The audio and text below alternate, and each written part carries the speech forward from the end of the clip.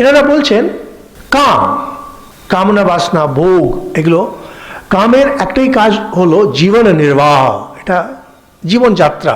যখন আমরা কোনো জিনিস ভালো জিনিস খাই, কোনো ভালো জিনিস ভোগ করতে চাই, এর উদ্দেশ্য হলো জীবনযাত্রা, জীবনযাত্রার জন্য ঠিক ঠিক চলে। আর জীবনযাত্রা ঠিক ঠিক কেন চলবে? যাতে তত্ত্ব জিজ্ঞাসা হয়। এটা লিখে নিন, ফার্স্ট পয়েন্ট, কাম অ্যারো দিয়ে জীবনযাত্রা বা জীবন নির্বাহ, অ্যারো দিয়ে তত্ত্ব জিজ্ঞাসা। তার মানে এই যে দেখবেন ঠাকুর বলছেন কামিনী কাঞ্চন থেকে দূরে থাকতে, অথচ আমাদের শাস্ত্রে বলছেন কাম হলো একটা পুরুষার্থ। দুটোতে মনে হয় যেন কোথাও একটা কন্ট্রাডিকশন আছে, না কোনো কন্ট্রাডিকশন নেই।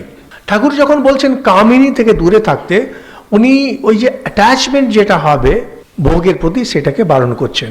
এটারা বলছেন যে দেখো সবাই তো আর এটা পারবে না, যারা কামে আছে থাকো, কিন্তু মনে রাখবে এটা হচ্ছে এই জীবনযাত্রা চালানোর জন্য।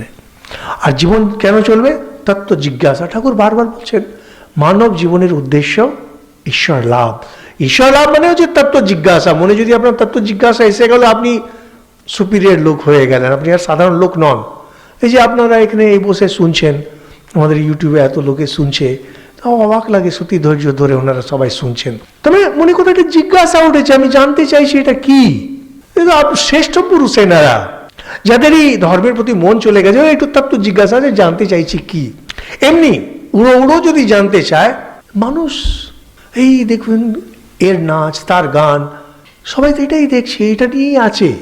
কদাচিৎ কেউ এটা যখন দেখছে, বুঝতে হবে ওর শুভ সংস্কার জেগেছে, বুঝতে হয় সে সাধারণ মানুষ নয়।